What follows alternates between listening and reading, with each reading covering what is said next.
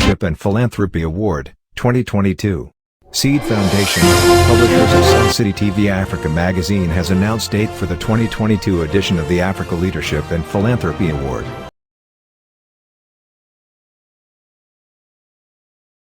Thank you. You see, when God created us different, and that's why our names are different, our behavior pattern is different. So for me, humility is like it's what my religion taught me, what my parents taught me, and also before God, we are all just privileged for one to be in the position he is today. So everybody can be there. So for me, I see no reason why one should be pompous or have pride because of the position you have. The position we are holding today is called to service. And it is only when you deliver that you should feel that pride. But if you are just being there and because of the position you feel arrogant about it, I think it's wrong. Rather, you should feel that sense of responsibility because the position is position of responsibility. So you are up to perform. So for me, pride is when I achieve what I want to achieve. But for the position alone, that's not enough. It's the starting ground to make life better for the members of the constituency. For me, I think is being truthful to the people all the time. You know, Nigerians are very good. When you deceive them, you rest assured that you won't last. Because there is this Hausa adage that says, and the meaning is that if you tell lies, one day you will come to the end where you will know that you've been lying. But if you tell the truth, no matter how long it takes, that truth will sustain you and it will sustain your integrity. So for me, I think number one is your ability to tell people the truth. Number two, be like them, dwell among them. Always remember that they voted for you and always be there when there is need to be. For example, when the killings were going on, people were kidnapped, I went to my constituency, I was with them, I sympathized with them, some of them I even helped them. They could pay the ransom. Though I know we have a policy that we shouldn't pay ransom, but I guess that policy is a very, very wrong policy in the sense that if it's your child, you go behind and pay. You don't even need any policy for anyone to tell you that don't pay. It's not like. And sometimes I listen to some of our leaders who will say, don't pay.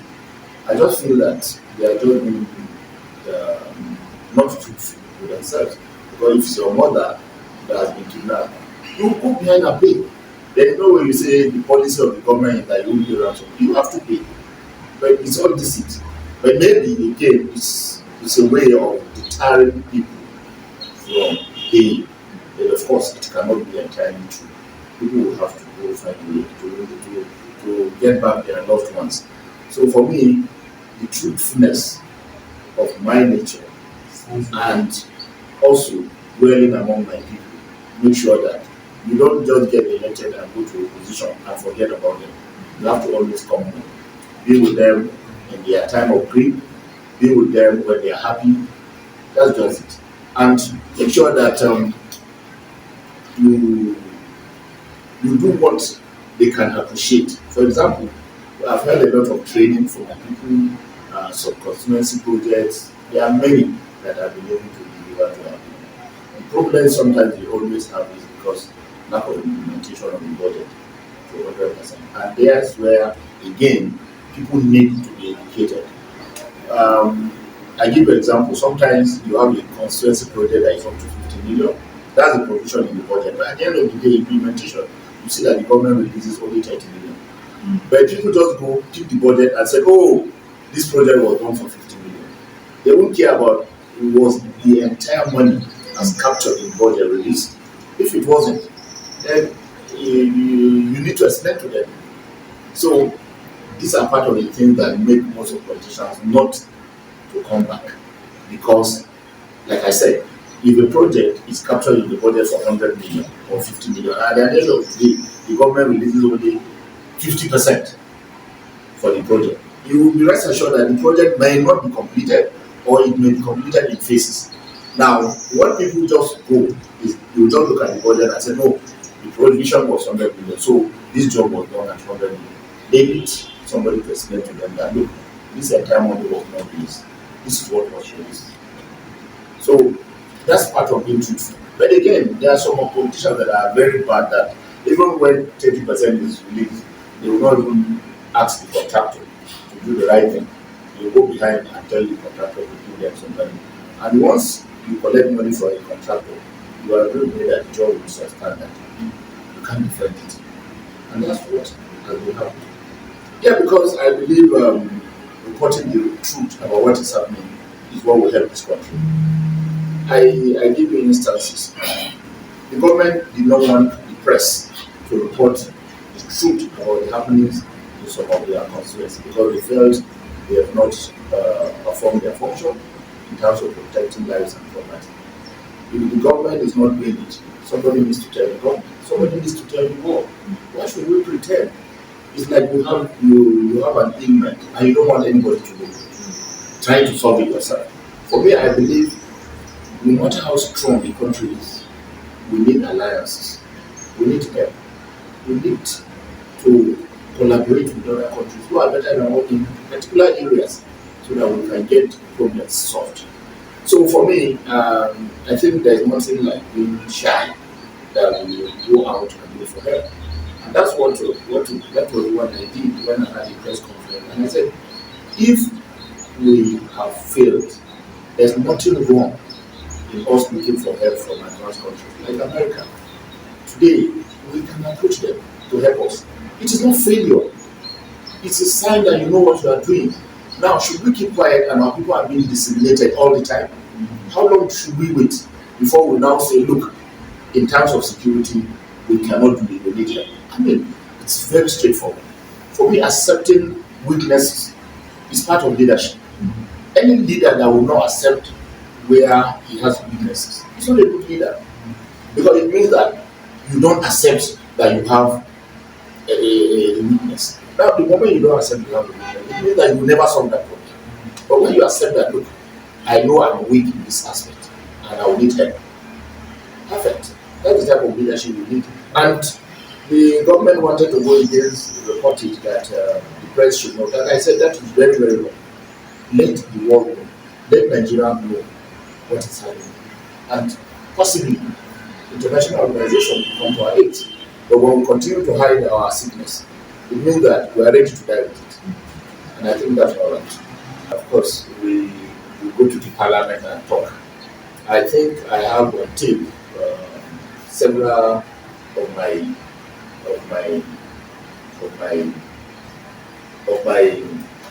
speeches on the parliament, in the floor of the parliament, where I've come severally for the sack of security chiefs, including the police, because I felt they've run out of ideas.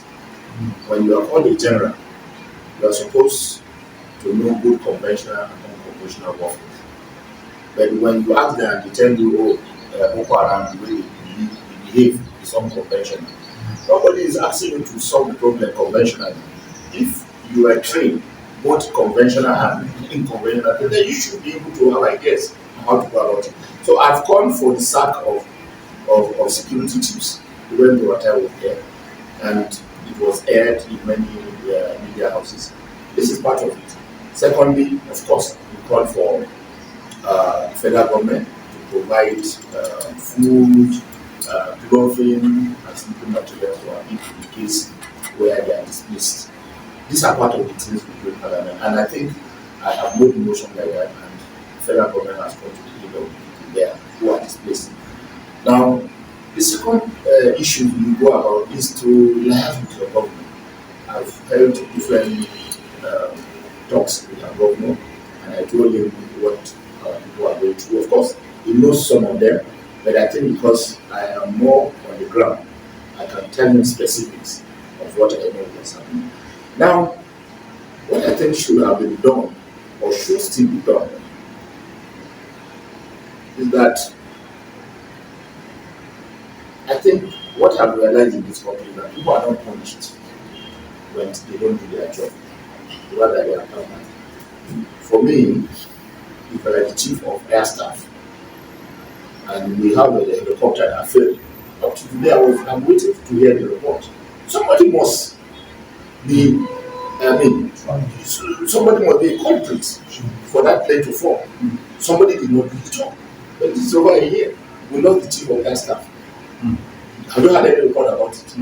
So business as usual.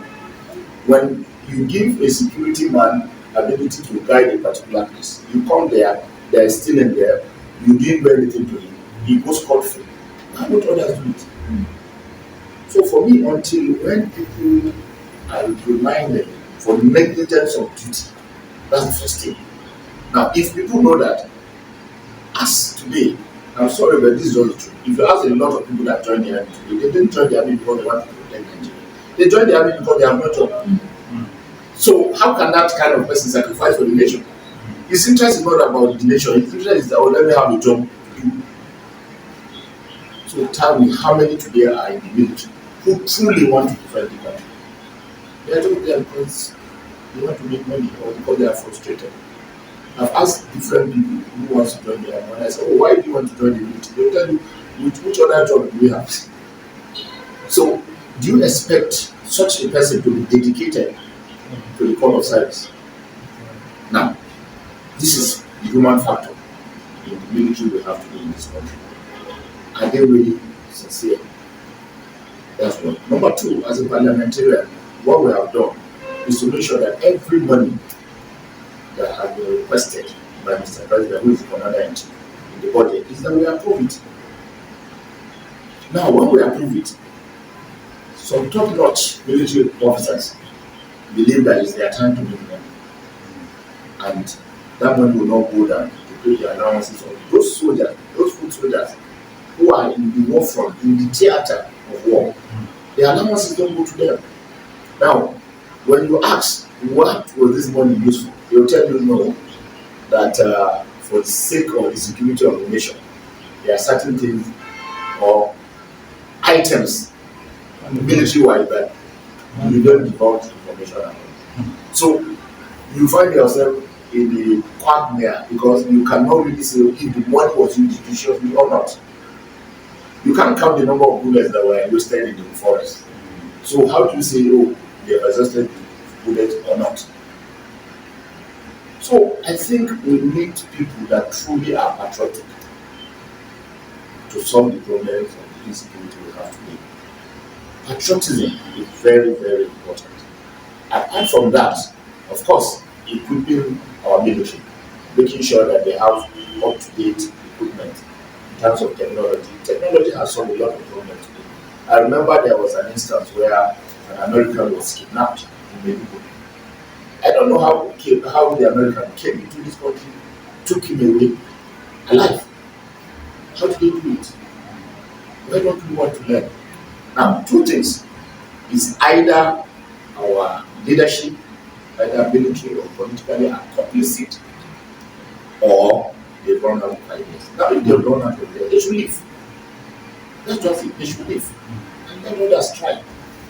Because I remember APC came into government that okay, we are here. I strongly had high hope on Mr. Buhari as my president because he was one time the head of state, one time GOC. So military ideas, I guess he had it. But unfortunately, for me, he has failed me when it comes to military establishment or what the military can do. Therefore, personally. So I guess it's either, I would say he's complicit, but maybe he has run out of ideas. Yeah, because I don't think the president wants to go over a country that they are killing all the time. But of course, if he doesn't have ideas, there's nothing he can do. But again, if he's honourable, people have to say, okay, I throw the towel and let others do it. I feel elated and I am happy that somebody out of my constituency will see what I'm doing. Because if you are from my constituency, I would have said, oh, maybe it is influenced by politics. But you are not in my constituency, so I know your source of information. I don't know your source of information. But for me, it's a great honor and it's a call for one to do more. But again, I'll have to give the credit also to the ministries or departments or agencies that executed all these constituency projects. But of course, you have to pressurize them to make sure they do it. So by and large, most of the establishment or most of the parastatals or ministries that are put in my project, I follow it up and they do the job. And of course, as a parliamentarian, if you want to be sincere and you want to be contracted to work, it's for you not to have a contractor to give you money. Because once you have a contractor to give you money, you are going to that the work will be done sharply. I have a project today that was executed by SDG. I put it to the woman because the work was done sharply, and I have it on record. Because before usually, they call it when you renovate or you do the primary school, there is this period they call retention. The retention period, which is like 6 months. Now, this job is generally there. The ceiling and the paint have started fading out. And unfortunately, they've paid the contractor already.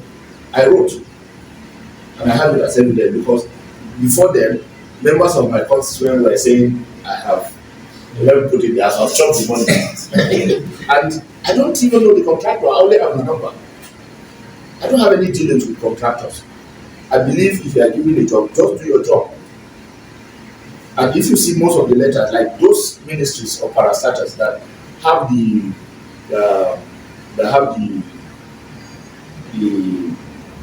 I want to call it, who are really interested to make sure that jobs are done, they used to ask us that, are you satisfied with the job? Now, what I write, I'm not an engineer. I'll just say, okay, you have your specifications, what you wanted to be done. So pay them according to your specifications. If you have carried them out, I don't have a problem. If tomorrow push comes to shore and there's investigation, nobody will hold me responsible because I'm not an engineer, I'm not the one who paid, I'm not the one who certified the job done. So for me, this is just it. Once you are transparent, you don't even fear anybody, you don't care. You just that it was on Facebook. Somebody was saying, oh, I'll give the contractor a job and the man did not do the job well and I've paid him. They thought I was the one that paid him. I don't pay anybody. I don't even recommend contractors. Why? Because I wouldn't want a situation I recommend my friend. If he doesn't do it well, at the end of the day, because he's my friend, I won't be able to kind of shout on him or make sure that he does the right thing. So I let the ministries or the parastatals nominate their contractor, let them come and do their job. Mine is that the job must be part of doing philanthropy is part of leadership. Because people expect leaders to be philanthropists. You understand? Because if you are a leader and you don't help, I wonder what types of leadership you are. You understand? For me, I've learned over time that leadership is also for you to help people. So you have to be selfless. You have to share with the people. You have to understand what the people are going through, and you have to step in the gap. And it is by so doing that what I would call confidence building in the followership arises. Because if you don't do that, you don't get their confidence in followership, then you are not going to go anywhere.